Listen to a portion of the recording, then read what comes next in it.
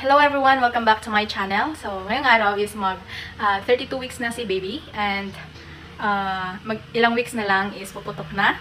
So, samahan niyo akong i-organize ang hospital bag ni baby.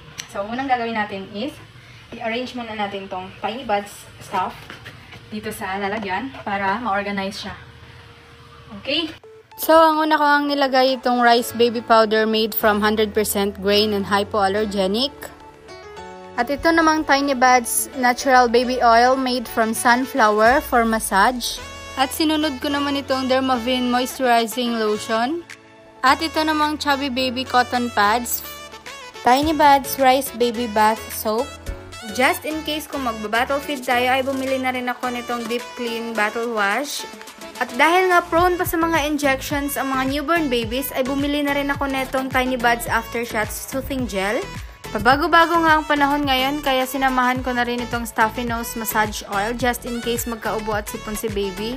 At ito namang Calm Tummy's Massage Oil para sa kabag at sabi nga ng iba ay pwede itong pampalit sa Manzanilla Oil kung sensitive ang balat ni baby. Para nga hindi sayang ating shipping fees, sinamahan ko na rin ito ng Tiny Buds Extra Sensitive Diaper Changing Spray. At Tiny Remedies Hiccup Natural Calming Oil. Tiny Remedies in a Rash just in case magkaka-rashes si baby.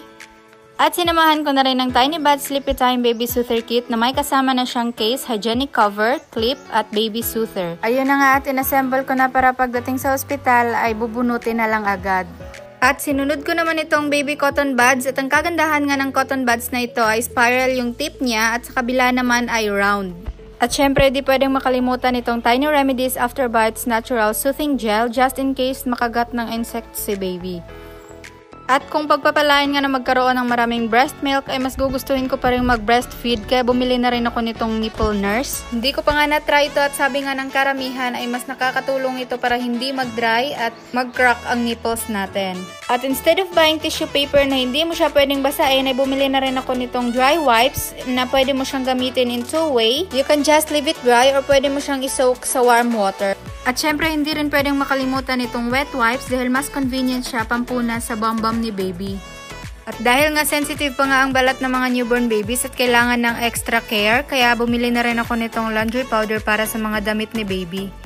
At sabi nga ng mga mommies out there na must have nga itong milk tooth and tongue cleaner set kasi namahan ko rin panglinis sa tongue ni baby. At kailangan nga rin itong nasal cleaner at nail clipper.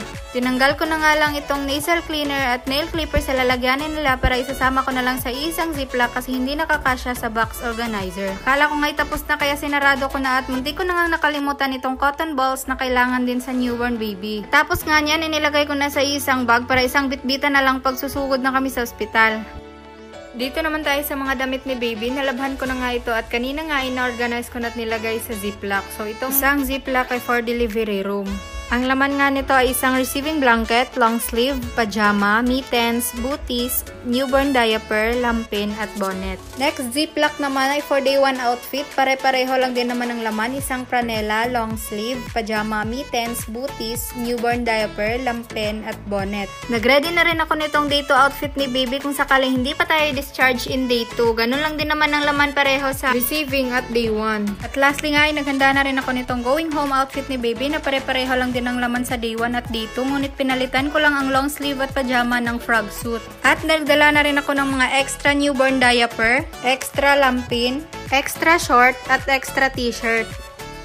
At syempre hindi pwedeng makalimutan itong kumot at towel ni baby. So that's all for this vlog. Thank you for watching. Bye-bye!